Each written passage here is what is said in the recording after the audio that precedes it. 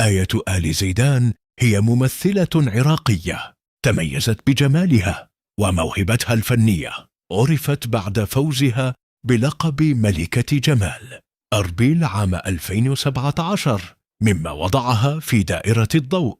بداياتها المثيرة كانت في مسلسل شباب البومب، حيث استطاعت تقديم أداء رائعا فيه. الحلقة الخاصة بخالة آي، لا ريب أن موهبتها الشابة دفعتها نحو النجومية. من خلال دورها في المسلسل استطاعت آية أن تجذب انتباه جمهورها وتظهر قدراتها التمثيلية المتميزة، إضافة لمسات خفيفة من الحيوية على الشاشة، مما جعل شخصيتها محبوبة بين المشاهدين.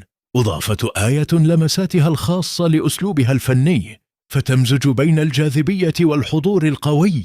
بفضل طموحها وإصرارها تستمر آية في تطوير مهاراتها وتوسيع أفقها في عالم الفن.